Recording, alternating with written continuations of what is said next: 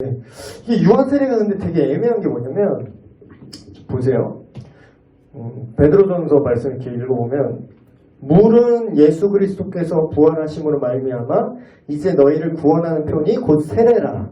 이는 육체의 더러운 것을 제하여 버림이 아니요 하나님을 향한 선한 양심의 강군이라. 이게 무슨 뜻이냐면 너희 육체적인 어떤 표상이 아니라 너희 마음, 그러니까 선한 양심, 너희 마음의 발현이다, 이렇게 얘기를 하는 거예요. 근데 이거 심하면 안 되잖아. 그러면 지금 심하면은 마음의 발현이 지금 안 되잖아. 그러니까 이게 모순이 생기는 거죠. 그러니까 베드로전서의 이 내용으로 세례를 보면은 세례 자체가 구원한다라기보다는 세례 받은 것은 구원의 표상이 맞다. 왜냐하면 외적인 의식이 구원 주는 게 아니라 세례가 의미하는 게 내적이고 영적인 거를 발현하는 거예요. 그게 뭐냐면, 그냥 말이 어려운데 그냥 쉽게 말하면 진짜로 믿는 사람만 세례를 받았기 때문에 신약의 개연 사도들이 얘기할 때는 세례를 얘기하는 거는 그냥 구원을 얘기한 거랑 똑같았어. 왜냐하면 세례 자체가 구원이 아니라 세례는 정말 예수 믿는 사람만 받을 수 있었거든. 이 당시에는. 그렇죠? 그래서 그러면 이제 유한 세례를 우리 개신교는 우리도 하잖아요. 그러면 우리 교회는 뭐예요? 우리 교회는 그럼 신학이 틀린 거예요? 또 이렇게 생각할 수 있는데 잠깐 이렇게 또 볼게요. 침례교파는 되게 여기서 되게 보수적입니다. 그래서 침례교파는 정말로 믿는 사람한테만 줘요. 세례라는 의식이 있어야 된다. 그래서 침례교파는 유한 세례를 거부해요. 침례교회 중에서 유한 세례 주는 교회가 있으면은 거기 되게 이상한 침례교회예요. 근데 이것 때문에 피까지 흘렸을 정도로 유한 세례를 받은 거를, 그래서 제세례파라는 말이 왜 나왔냐면요. 니들이 그런 장로교 교리에서 유한 세례 받은 거는 진짜 세례가 아니야. 왜냐면 어릴 때 믿음을 고백하는 게 아니라 그냥 세례 받은 거기 때문에 너희는 다시 세례를 받아야 돼. 그래서 별명이 제세례파, 제세례를 받아야 된다 주장해서 제세례파라는 별명이 붙었어요. 근데 이제 장로교파와 제세례파가 이제 서로 2단, 막 3단 이러면서 싸운 거지. 그래서 사실 결론적으로 보면 유한세례의 정당성을, 그러면 장로교 쪽 입장도 들어봐야 되잖아요. 그래서 유한세례의 정당성, 나름의 정당성을 이렇게 몇 개 얘기해 볼게요. 첫 번째는 이게 장로교의 입장입니다. 구약 언약 속에서 영녀는 할례를 받았다. 아까 말했던 그 할례와의 유사점을 예로 들었어요. 야, 그렇게 따지면은 이스라엘도 구약시대 때 언약의 백성, 구원받은 백성의 표징으로 유아한테 할례를 줬는데 걔도 사리분별 못하고 지 믿음 고백 안 할 때 그런 표징을 남긴 것처럼 그렇다면 유아세례를 못할 게 뭐냐, 이런 입장인 거죠. 세례는 할례와 유사하다. 그 동일한 느낌이에요. 그리고 이제 또 여기서 주장하는 게 가정세례라는 개념을 가져와요. 이게 뭐냐면 성경에 보면은 이런 구절이 나옵니다. 그리하여 그들 온 가족이 세례를 받으매, 이런 구절이 종종 나와요. 그 바울이 전도한 간수라든가. 그러면 거기서 이제 성경에 명확하게 어린아이가 세례를 받았다는 건 안 나오지만, 야, 그럼 그 시대에 온 가족이 어린애가 없었겠어? 라면서 그럼 어린애도 세례를 줬을 것이다. 온 가족 안에 들어가니까. 그런 이제 추측성. 근데 이제 반론들이 있어요. 이게 근데 논리가 좀 빈약하긴 해. 반론은 뭐냐면 세례와 할례가 유사한 부분이 있긴 있어요. 그러나 상징이 달라요. 아까도 제가 잠깐 얘기한 것처럼 만약에 구약의 할례가 그런 믿음으로 구원을 얻는다는 것의 연소성에 있다면은 사도 바울이나 신약시대의 그 사도들이 할례도 받아야 된다는 거에 동의를 했었어야 돼요. 근데 동의를 안 했죠. 오직 행위가 아닌 그리스도를 향한 믿음으로만 구원받을 수 있다. 할례를 주장하는 자들과 이렇게 척을 졌어요. 그 얘기는 뭐냐면 비슷한 점이 있으나 세례가 상징하는 구원과는 할례는 전혀 다르다는 거죠. 그리고 이런 어떤 공동체 개념의 구원이라는 게 신약 시대에는 있지 않아요. 그럼 결국 뭐냐면 개인 대 개인이야. 각 개인이 구원받는 거예요. 각 개인이 믿음으로 하나님을 만나는 거예요. 그리고 온 가족이 세례를 받았다라는 이 표현도 사람은 자기가 보고 싶은 대로 본다고 그런 뜻이 아니라 주의 말씀을 그 사람과 그 집에 있는 모든 사람에게 전하더라 라고 말해놓고 그 뒤에 온 집안이 세례를 받더라 이렇게 나와요. 그럼 뭐예요? 이거는 그 말씀을 듣고 전파했는데 그 사람들이 말씀을 듣고 의식적으로 믿은 사람한테 세례를 줬다라고 보는 맥락이지, 거기서 그냥 온 가족 중에 애도 있을 거다 이러는 거는 너무 막무가내 논리다 이렇게 비판을 하는 거죠. 그래서 이제 막 따따붙다 뭐 자기끼리 뭐 또 투닥투닥해요. 그렇죠? 이제 초교파의 장점은 이런 거예요. 제가 그냥 결론 내드릴게요. 초교파의 장점. 양쪽 입장 다 들어보고. 그래서 유아 세례를, 여러분 우리 교회 유아 세례 혹시 본인이 이제 본인 자녀들이 유아 세례를 준 사람들은 아시겠지만, 현대 장로교파에서 유아 세례를 시행하는 그 의미가 그 애가 어릴 때 세례 받았기 때문에 얘는 구원 거듭났습니다라는 뜻으로 설마 교육받으셨나요? 아니죠. 그럼 유아 세례할 때 그 부모는 무슨 문답을, 부모가 문답을 하잖아요. 그렇죠? 부모가 하는 문답의 내용이 거의 뭐던가요? 애가 알아서 할 겁니다라는 걸 약속하나요? 부모인 당신이 애를 똑바로 잘 교육해서 복음을 똑바로 어릴 때부터 제대로 교육을 해서 얘를 거듭나게 하셔야만 합니다라는 취지인가요? 네, 후자예요. 그래서 유아 세례는 애가 받아서 심함이가 막 이렇게 얘기하고 있는데, 거기에 대한 문답과 책임은 누구한테 지금 다 얘기하죠? 부모예요. 근데 여러분, 유아 세례를 준 여러분의 자녀가 장성해서 스스로 믿음을 고백하면 입교를 하잖아요. 근데 입교하기 전에 유아 세례를 받았다고 우리가 천주교 마냥 걔가 정말 천국 간다고 생각을 해요? 그러면 안 되죠. 그래서 현대 장로교에서 유아 세례는요, 그런 뭐 제세례파랑 투닥투닥 하던 때나 아니면 그 로마 카톨릭이 생각하는 그런 구원론과 전혀 다릅니다. 그래서 명칭만 유아 세례지 사실 장로교파에서도 유아 세례를 받은 애가 거듭났다고 보지 않아요. 근데 그렇기 때문에 유아 세례를 줄 수 있는 대상을 선정할 때 어떻게 선정하죠? 부모가 거듭난 그리스도인이어야만 해요. 왜 그런지 아세요? 네가 모르는 걸 어떻게 전할 거예요? 당신이 거듭나지 않는데 당신 자녀한테 어떻게 거듭나게 복음을 전할 겁니까? 그게 거기 안에 들어있는 거예요. 그 개념이. 그래서 어린아이라 할지라도 부모가 아이에게 예수님이 구원자이심을 잘 가르쳐서 믿음을 가질 수 있도록 교육하는 것이 중요하다. 그래서 저도 심화 중 심화미를 부담을 갖고 지금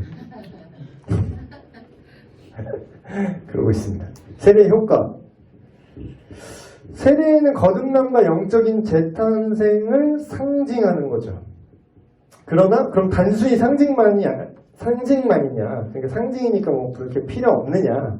그게 아니라 여러 가지 효과가 있어요. 일단 첫 번째, 본인에게 효과가 있어요. 본인에게 어떤 효과가 있냐면, 사실 저는 이래서 침수례를 그래도 저는 개인적으로 나중에 제가 뭐 개척을 해서 제가 단독 목회를 하게 될지 안 할지 모르겠지만, 만약에 하게 되면은 저는 개인적으로 제가 담임하는 교회 세례는 침수례로 할 것 같아요. 왜냐면 내가 사는 대도시는 물이 그렇게 귀한 곳이 아니기 때문에 제가 사막 목회를 하지 않는 이상 침수례를 할 겁니다. 사막으로 가는 거 아니에요? 그러면 약식 세례 하고요. 침수례가 갖는 긍정적인 게 있어요. 일단 이 의미가 약식 세례보다 더 뭔가 비장해요. 그리고 약식 세례는 그냥 아무 생각 없이 별 생각 없이도 받을 수 있는데, 왜냐면 너무 간편하니까. 근데 침수례는 일단 뭐야 저기 내가 들어가야 된다고? 그래서 받는 사람도 다시 한번 뭔가 생각하게 돼. 한번 딱 걸러져요. 이렇게까지 해야 되나? 그럼 그런 사람은 이제 안 받는 거지. 준비가 안 됐으니까. 근데 일단 결단하고 내가 예수님 믿어졌다고 했을 때 본인한테도 이 의식 자체가 효력이 있는 건 아니지만 그 의식을 경험할 때 자기가 이제 자의적으로 동의했을 때만이지만 물에 들어가서 주님의 죽으심, 내가 자기도 생각을 하는 거죠. 몸이 기억을 하는 거야. 그 복음을 몸에다가 기억하게 만드는 거야. 아, 내가 죄인으로 살던 나는 이렇게 죽을 수밖에 없는 존재구나. 나는 정말 그 말씀처럼, 바울의 말씀처럼 나는 예수 그리스도와 함께 죄인된 나는 지금 죽습니다라는 걸 경험하고 꼬르륵 할때 안 빼준대. 빨리 안 빼준대. 미국 목사님은 빨리 안 빼줘. 계속 좀 죽어봐라 하면서 좀 더 죽음을 느껴라 말해서 잡아. 그래서 이게 자기가 동의해서 하는 사람은 이게 은혜인데 동의 안 하고 그냥 어설프게 받는 애들 미국에도 있을 거잖아요. 그럼 걔는 이게 트라우마야. 뻔뻔한데 목사 시키고 나를 뭐 죽이려고 막. 그리고 진짜로 막 트라우마 있어갖고 악마 음악 하는 분들 의외로 부모님이 막 목회자고 이런 사람도 있어요. 악마 숭배하는 애들 중에. 그런 애들 보면은 자기는 안 믿어주는데 막 집에, 그러니까 서양이나 동양이나 그건 똑같은 것 같아. 그냥 내 자식 뭐 세례받게 해야 된다고 막 또 푸시 엄청 했겠지. 근데 뭐 자기도 막 모르는데 그냥 어거지로 막 근데 목사가 빼주지도 않고 막 계속 담그니까 그래봐야 몇 초 담갔겠어요. 근데 자기한테는 이게 자기가 동의가 안 되고 하는 거니까 그게 그 3초가 너무 아득히 긴 거야. 이 목사 새끼가 날 죽이겠구나 막 이러면서 더 트라우마 생기고 더 반발감이 생기고 공포로 느껴진다는 거죠. 그 세례 의식이. 근데 제대로 자기가 동의하고 그 의미를 충분히 깨닫고 자기의 믿음을 고백한 상태에서 받는다면 내가 이렇게 나는 죽고 물 밖으로 딱 끄집어낼 때 이 말씀처럼 이제는 내가 주님과 함께 새 생명으로 다시 태어났다. 이런 의미가 더 깊을 것 같아요. 그래서 저는 이걸 세례자 교육할 때마다 이걸 일종의 결혼식으로 비유하거든요. 결혼식을 했다고 그 사람이 진짜로 결혼 생활이 유지되는 건 아니에요. 결혼식 하기 전에 이미 서로에 대한 사랑과 믿음이 확인이 돼야 결혼식을 진행하잖아요. 근데 그렇다고 해서 결혼식을 안 해도 되냐? 그건 아닌 거지. 공표를 해야지. 자기 자신에게도 결혼식의 효과랑 똑같습니다. 그 의식에 참여하는 자기 자신에게도 의미 부여가 되고 다시 한번 결단하게 되는 효과가 있고요. 두 번째로는 그 의식을 보는 사람들한테 교육적인 효과가 있어요. 그 세례 의식을 보면은 그냥 뭐 이렇게 약간 깜짝하고 이제 가면은 뭐 사람들도 그런가 했는데 뭔가 사람을 막 담갔다 빼. 뭔가 일을 벌려. 그러면은 보는 사람도 좀 뭐 하는 거야? 더 신기하고 뭔가 집중이 되잖아요. 그래서 그 의미가 이건가? 하고 이제 보는 교육 효과도 있는 거죠. 그래서 저는 뭐 침수례가 괜찮을 것 같은데 저는 뭐 그렇게 생각해요. 물 때문에 귀찮아서 나중이야. 이걸 바꾸는 거. 네, 그래서 침례탕도 있고 그 침례탕 렌탈도 해줘요. 그래서 네, 밖에서 교회 안에 침례탕이 없는 교회는 밖에서 침례 장소가 또 있습니다. 근데 장로교랑은 상관없는 얘기죠. 장로교는 뭐 그거 할 필요 없으니까. 그래서 세례의 필요성. 아까도 얘기했죠. 근데 어떤 사람들은 이게 세례가 꼭 필요하다는 주장이 있어요. 세례를 꼭 반드시 받아야 구원받는다. 이런 개신교 교회 중에서도 이런 입장이 있습니다. 그래서 이게 되게 좀 그런 게 오늘 진도 되게 빨리 나가네요 오늘. 네, 집에 가고 싶은가 봐요 제가. 3주 저녁 기도에 너무 되냐가지고 한번 달려볼게요. 여러분 좋아하시네. 그래서 그 세례를 구원의 필수 조건이라고 생각하는 사람들은 마가복음 16장 16절을 근거로 그런 얘기를 해요. 여기 보면 뭐라고 써있냐면 믿고 세례를 받는 사람은 구원을 얻을 것이요 믿지 않는 사람은 정죄를 받으리라 이렇게 얘기해요. 그래서 믿는 거랑 세례를 받는 거랑 항상 붙어간다 이거야. 그래서 근데 이게 만약에 사실이라면 바울이 세례도 구원의 필수 조건으로 전했어야 돼요. 근데 바울이 그러니까 성경에 전도하는 그 부분을 딱 보면요. 믿는 사람가 세례를 받게 하는 거는 맞아. 그렇게 나오는데 구원을 받을 그 복음을 전할 때 그럼 세례가 반드시 포함되어야 되잖아요. 만약에 세례 자체가 구원을 준다라면 구원의 필수 조건이라면 세례 안 받으면 구원 못 받는 믿기도 하고 세례도 받아야 된다. 근데 일단 바울이 복음을 전할 때 심지어는 그런 문장까지 정확하게 워딩이 있습니다. 내가 너희에게 전한 것은 세례를 전한 것이 아니라 예수 그리스도를 믿는 믿음을 전한 것이다. 이런 워딩이 정확하게 나와요. 그럼 세례 의식과 믿음을 구분해서 얘기하는 본문이 나옵니다. 그리고 두 번째, 만약에 세례를 받는 게 구원의 조건이라면, 우리의 구원의 조건이 상황에 따라 바뀌나요, 여러분? 구원의 조건이 바뀌어요? 14만 4천 안에 들어야 된다고 했다가 이제 넘으니까 또 막 시험 봐야 된다 그러고 바뀌어요? 그러니까 거기는 바뀌더라고 계속. 그래서 이제는 시험, 그래서 내가 그랬어요. 그 신천지 청년들 와가지고 멀쩡해가지고 저 어떻게 그렇게 됐나. 3명이 왔길래 내가 얘기했어요. 뭐 시험을 봐야 된대. 그러니까 아니 근데 그거를 자기네 교리를 정말로 믿고 있나 봐.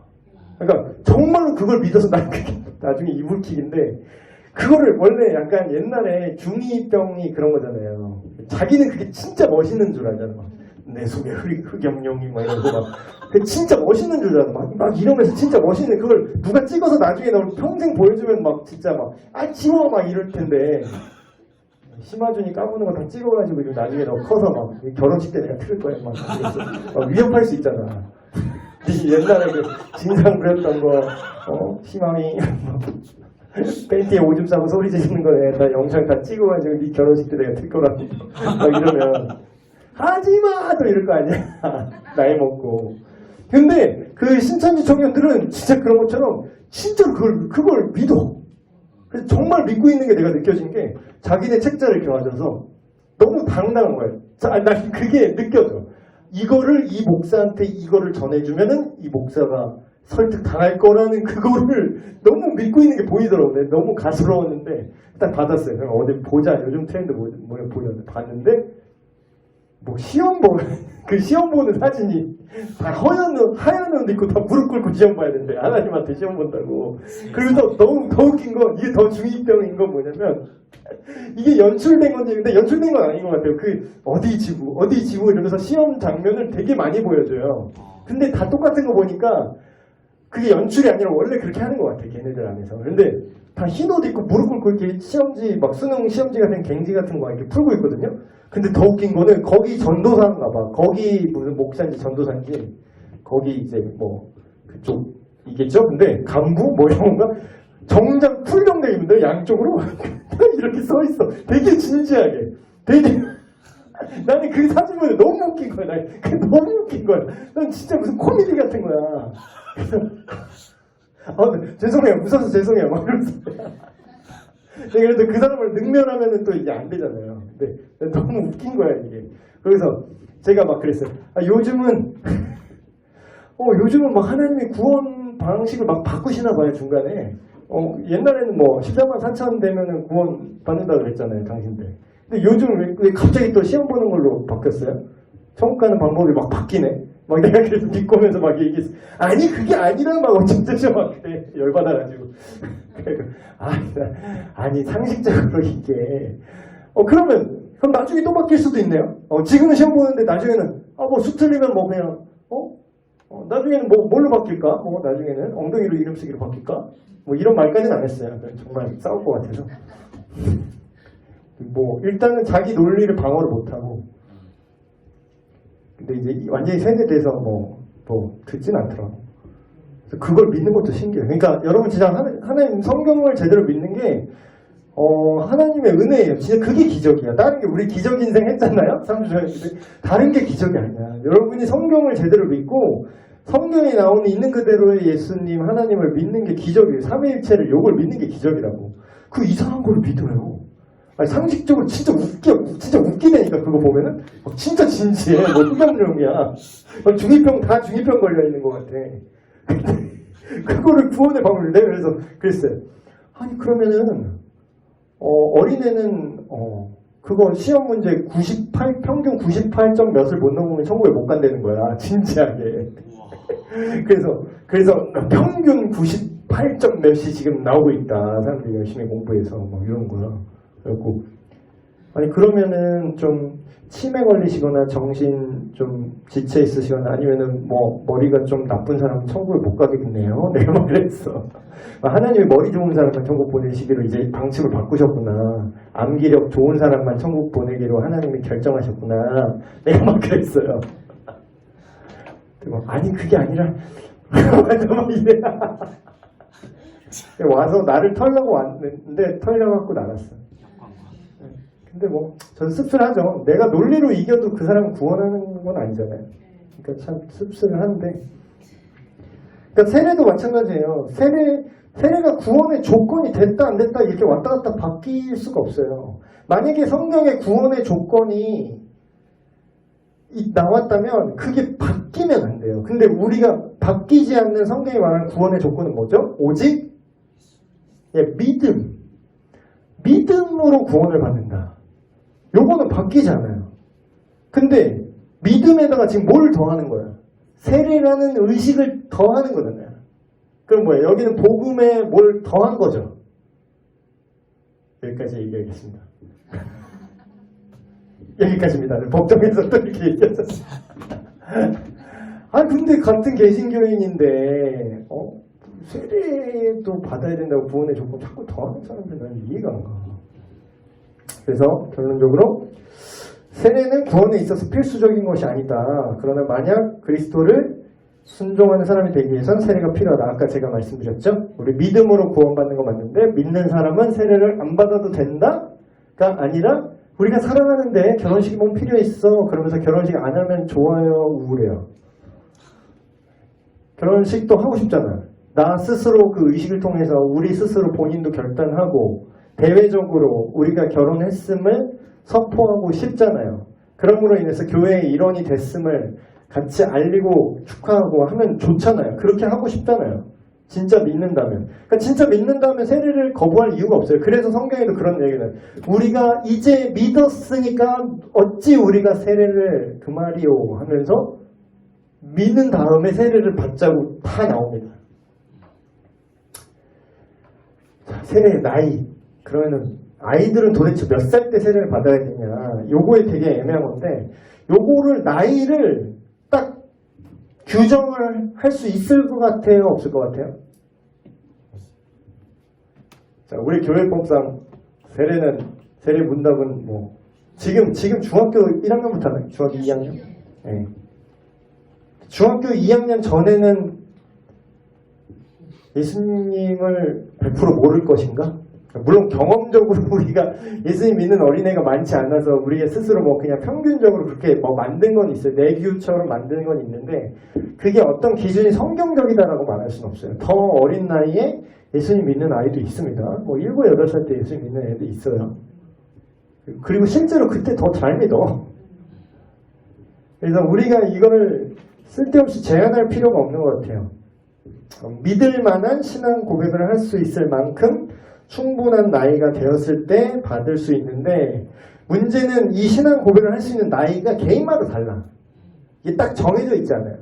물론 너무 어리면 사리 분별이 안 되니까 뭐 안 되긴 하겠지만 그래서 부모가 되게 중요합니다, 여러분. 부모가 자기 아이의 어떤 영적인 성숙도를 잘 보고 분별을 해서 그 전에 먼저 자기 아이들한테 복음을 전했어야겠죠. 전했겠죠. 그래서 예수님이 말이야. 근데 우리 아들도 뭐 지금 뭐 아직도 정신 뭐 못 차리긴 하지만 잘 이렇게 설명하면은 개념은 다 이해를 해요. 그러니까 부모가 좀 지혜롭게 아이 수준으로 컨버팅을 해서 얘기를 해주면은 그거를 이제 동의는 해. 근데 이게 막 종합적 사고로 이렇게 꿰듯이는 아직 모르지만 죄에 대해서 뭐 예를 들어서 얘기하면은 그래 우리가 뭐 또 아빠가 너 이렇게 하는데 뭐 이렇게 하면은 네가 기분이 어때? 아빠 기분이 어때? 막 이런 식으로 막 그 상황으로 설명을 해요. 그러면은 네가 아빠는 우리 아빠도 아니야. 내 마음대로 할 거야. 그 가면은 아빠 마음이 어떨 것 같아? 슬퍼. 막 이러면서 그럼 아빠가 좋을 것 같아. 뭐 그래도 괜찮을 것 같아. 어떨 것 같아? 아니야. 뭐 이러면서 다 얘기해요. 그러면 그게 하나님이고 하나님 우리를 지으셨는데 우리가 하나님을 떠나고 하나님 없어도 돼요. 내 마음대로 할 거예요. 그런 것이 죄다 하면은 이해는 해요. 그래서 그런 걸 잘 여러분들이 부모가 복음을 제대로 깨달아 알고 정말 말뿐인 그리스도인이 우리 이제 그러지 좀 맙시다 우리 이제 원투데이 교회 다니나 말뿐인 그리스도인이 되지 말고 진짜 참 그리스도인이잖아요. 부모가. 그러면 어떻게든 너 주 예수를 믿으라 그리하면 너와 너의 집이 구원을 받으리라라는 게 무슨 샤머니즘이나 주문이 아니에요. 실제로 그러하면은 그렇게 된다는 뜻입니다. 근데 정말로 주 예수를 믿고 있느냐 말이죠. 부모된 우리가. 저한테도 하는 말이에요. 내가 정말로 주 예수님을 주인으로 생각하고 예수님의 복음을 정말로 어떤 액세서리 같이 생각하거나 아니면 어떤 특정 뭐 종교 행위로 생각하거나 그렇다면은 복음이 전해지지 않겠죠. 근데 내가 정말로 내 삶에 예수님이 주인이고 그것이 정말로 나를 구원하고 영원한 생명을 주는 기쁜 소식이라는 거를 내가 정말로 믿으면, 주 예수를 정말로 믿으면 내 자식한테 그거를 말을 할까요? 안 할까요? 너는 그냥 내가 입 다물고 있다가 알아서 천국 갈 수 있으면 가봐라. 그럴까요? 그러니까 거듭난 부모는 자녀에게 복음을 전할 수밖에 없다는 거예요. 그래서 그런 관점에서 네가 주 예수, 너와 너의 집이 주 예수를 믿으면 너의 온 집안이 구원을 받을 수밖에 없다라는 거를 그런 식으로 이제 이해를 하시면 되는 거죠.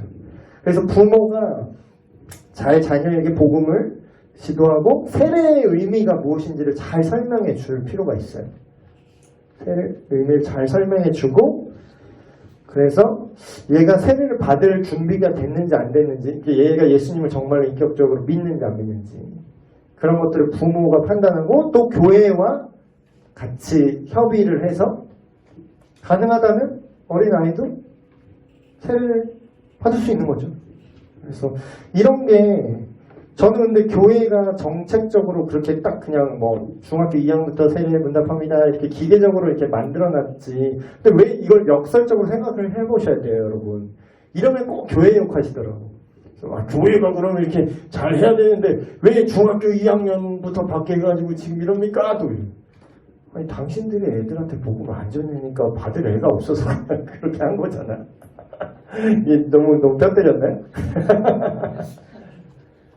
그 기준이 왜 생겼겠어요?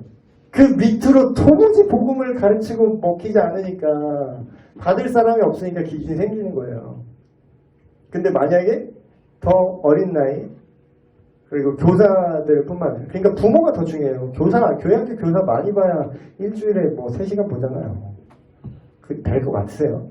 그렇다고 뭐 교사 무용론을 펼치는 건 아닙니다. 근데 부모가 압도적이라는 거죠. 부모가. 그래서 오늘 세례에 대해서 여러 가지 관점으로 얘기했는데 내용 요약 질문 한번 쭉 보시고 개인 적용 질문도 많이 좀 읽어보세요. 왜냐하면 유아세례 받은 분들 뭐 이런 거 자기가 유아세례를 어릴 때 받았는데 지금 내가 뭐 입교를 했던 근데 그게 과연 어떤 연관성이 있었나 스스로의 경험을 통해서 좀 이렇게 돌아보시고 희망이가 이제 나이 먹고 크면은 이제 내가 그때 유아세례를 받았다고 하는데 기억도 안 나고 사진 보니까 이러고 있던데 내가 언제 그때 세례 받은 게 무슨 의미가 있는 건가? 아니면 의미가 있었다면 그 유아세례를 줄 때 그 고백한 것처럼 우리 엄마 아빠가 나한테 복음을 잘 얘기를 했었는가를 역으로 피드백 받을 수도 있겠지. 네. 오늘은 쉬는 시간 없이 일찍 마쳤습니다. 제가 기도하고 마치겠습니다. 하나님 아버지 우리에게 베풀어 주신 세례라는 의식에 대해서 우리가 함께 성경적인 관점으로 또한 실질적인 교회 문화 속에서 잘 알아봤습니다. 하나님 우리에게 믿음을 주셨고 정말로 이 구원이라는 은혜, 값없는 은혜를 선물로 주셨습니다. 이 놀라운 일이 우리 안에 믿어지게 된 것도 하나님의 선물임을 고백하고 너무나 감사를 드립니다. 믿는 자는 하나님 안에서 새 생명을 얻었음을 고백하고 스스로에게 세례라는 의식을 통해서 다시금 마음을 다지고 기억하며 또한 대외적으로도 많은 사람들에게 내가 이제 예수 그리스도의 사람이 되었노라 공포하는 이 놀라운 세례 의식을 계속해서 주님 명령대로 주님 다시 오실 그날까지 교회와 가정 안에서 계속해서 이어져 나가게 하여 주시옵소서. 모든 말씀 우리 주 예수 그리스도의 이름으로 기도합니다. 아멘. 마쳤습니다. 수고하셨습니다.